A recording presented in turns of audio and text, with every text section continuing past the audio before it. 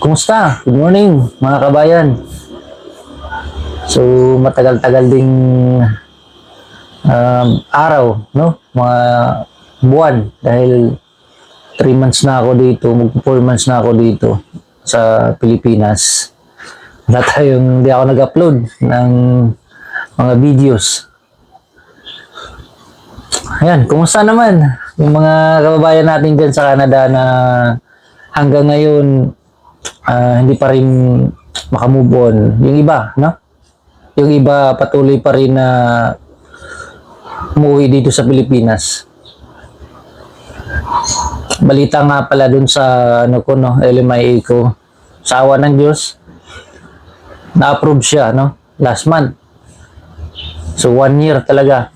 Ang balita is pinapaluap ng ano ko. Nung hindi pa na-approve, pinaluap ng employer ko at saka ng consultant dun sa immigration. So yun nga, mayroong kailangan din palang ni papaluap kasi paghayaan mo lang hindi kumbaga sa dami ng mga papel na nandoon sa immigration, minsan natatabunan. So yun nga, may officer daw na humawak na nung hindi pa na-approve, and then ayun, after 3 months, March kasi ako dumating, March, April, May, June. So yun nga, 3 months na na-approve na siya. So ngayon pinaprocess na yung marami akong pinipilapan, no, para lalo na yung exit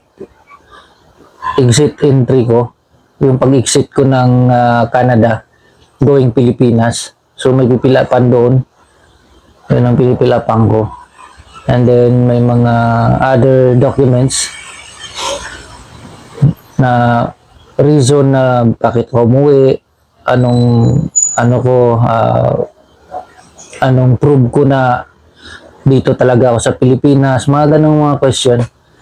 So anyway, naka 1 week na, sana ma-approve kasi yung yung papel ng mga yon, yung pinipilapan ko para yun sa working permit, kasi approve na yung LMIA ko.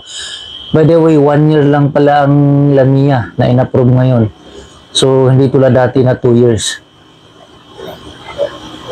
So hopefully makabalik soon, kasi ang hirap pong dito, hindi din ako makapaghanap ng trabaho na yung araw-araw talaga, dahil siguro kung hindi ko sasabihin na babalik ng ibang bansa, tatanggapin ako. Ayun.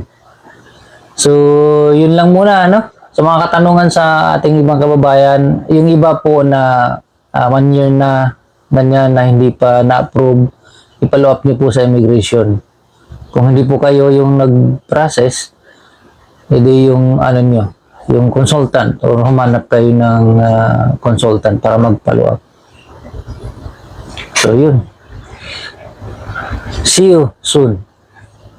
Canada.